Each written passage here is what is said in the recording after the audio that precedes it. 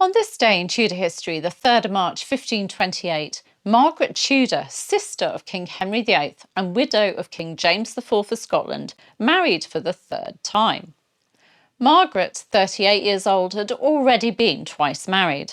Her first husband, King James IV of Scotland, had died at the Battle of Flodden in 1513, leaving her as regent for their young son, James V. However, her controversial second marriage to Archibald Douglas, 6th Earl of Angus, led to political turmoil. The Scottish nobility opposed the match, and she lost her position as regent. When she returned to Scotland after a brief stay in England, she discovered that Angus had been living openly with a former lover, Lady Jane Stewart. Determined not to remain in an unhappy marriage, Margaret fought for an annulment, despite opposition from none other than her own brother, Henry VIII, who at the time didn't believe in divorce. Yeah, right. But Margaret got her way. In 1527, Pope Clement VII granted the annulment. And just a year later, she married Henry Stewart, a Scottish nobleman who'd been serving her son, James V, as Master Carver and Master of the Artillery. Their relationship likely developed around 1524, and with her second marriage officially over, Margaret wasted no time in marrying again. Was this third marriage finally Margaret's chance for happiness? Well, not for long. Margaret had chosen another unfaithful husband. Just as Angus had humiliated her, Stewart proved to be just as untrustworthy. History was repeating itself, and Margaret once again sought a divorce. This time, however, she had a powerful opponent, her own son, King James V. Unlike her brother Henry VIII, who would soon break from Rome for his own marital reasons, James had no intention of letting his mother create further scandal. He refused to support her in her petition for an annulment.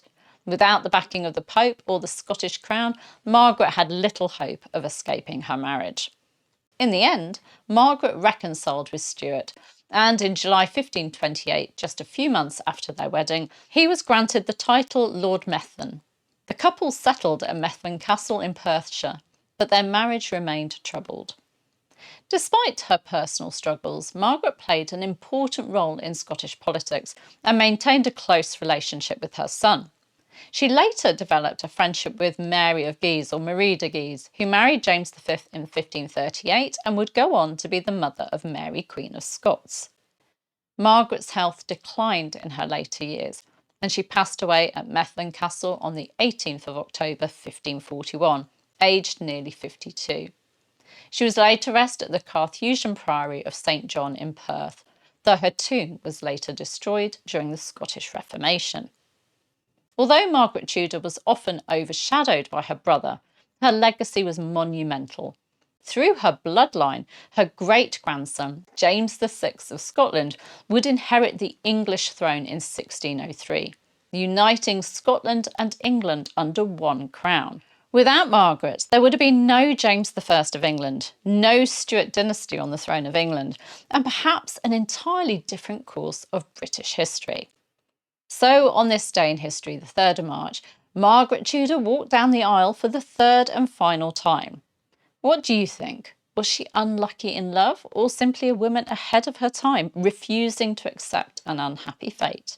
Let me know in the comments, and I'll see you very soon. Take care. Bye-bye.